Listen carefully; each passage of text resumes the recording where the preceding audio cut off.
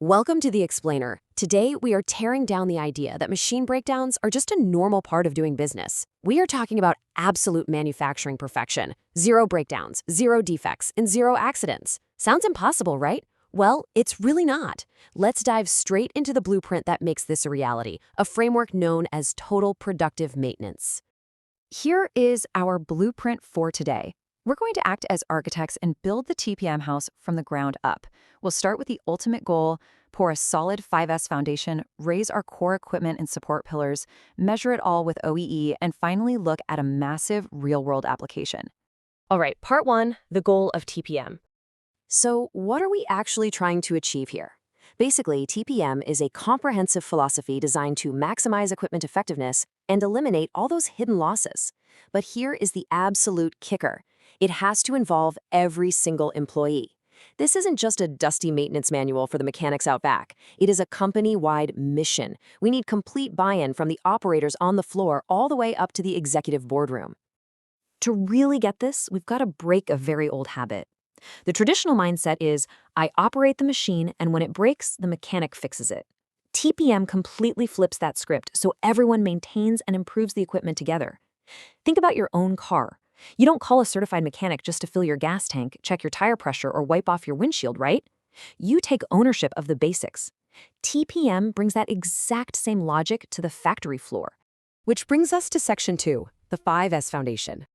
Look, before we can stand up any of the 8 pillars of our TPM house, we have to pour the concrete. You absolutely cannot build a world-class, hyper-efficient system on a chaotic shop floor. It starts with absolute discipline. Sort, getting rid of the junk. Set in order, arranging tools so they're exactly where you need them.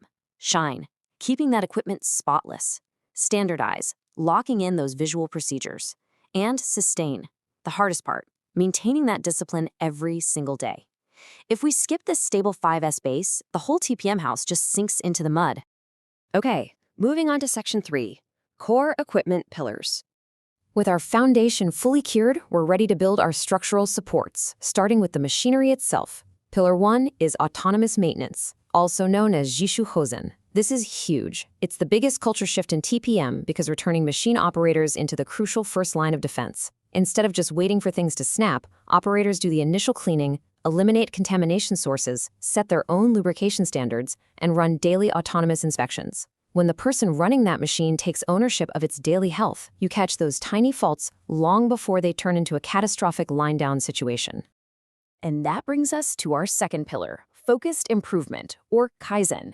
We aren't just holding steady here. We are aggressively hunting down what are known as the 6 big losses. Using tools like root cause analysis, we're attacking equipment breakdowns, painfully slow setup times, minor stoppages, reduced speeds, process defects, and startup losses. We're literally trying to squeeze out every single drop of wasted productivity. It is a relentless pursuit. Building on that, we lock in our next 3 core pillars. Planned maintenance shifts us from running around putting out fires to intelligent, condition-based prevention.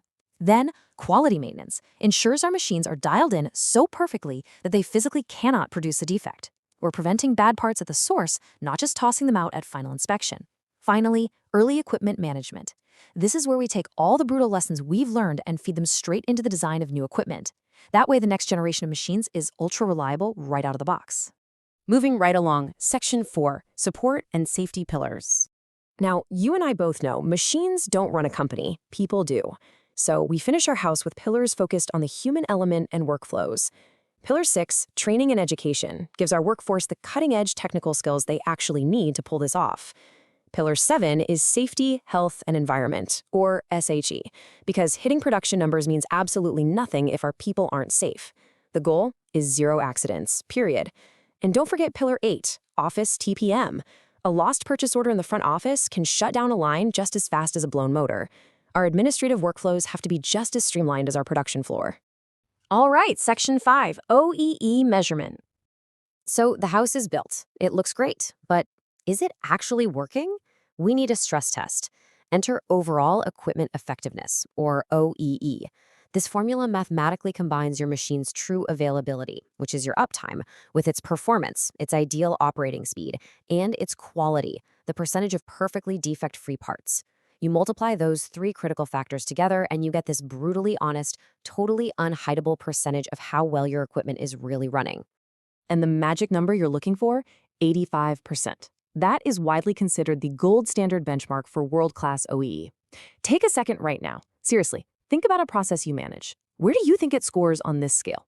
Hitting 85% is no joke. It requires all 8 of our TPM pillars to be standing strong and working in perfect harmony. Let's bring this to life in Section 6, Real-World Application.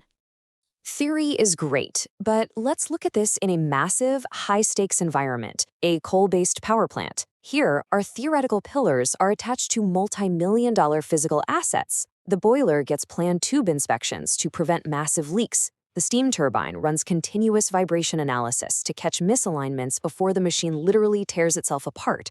Generators undergo strict insulation testing, and cooling tower fans are precision balanced. In a setup like this, planned maintenance isn't just about saving a few bucks. It's about preventing a forced outage that could leave an entire city in the dark. It's serious business. So how do you actually make this happen? Well, here is your chronological roadmap. Notice step 1, secure management commitment. True transformation starts at the top. If leadership isn't 100% on board, don't even bother. It will fail. From there, you implement that essential 5S foundation, establish your baseline OEE, systematically roll out the 8 pillars and phases, and then relentlessly monitor your KPIs to fuel continuous Kaizen. We have covered a tremendous amount of ground in this explainer today, from pouring that 5S concrete all the way up to a fully functioning, world-class TPM house. But I want to leave you with one final thought to chew on. Look at your own organization. How close is your workplace culture to actually achieving 0 breakdowns, 0 defects, and 0 accidents? The blueprint is right here in front of you. The real question is, when are you going to start building? Thanks for joining me on this deep dive, and I will catch you on the next one. TPM has 8 pillars: autonomous maintenance, improvement, early equipment management, training and education, safety, health and environment, and administration.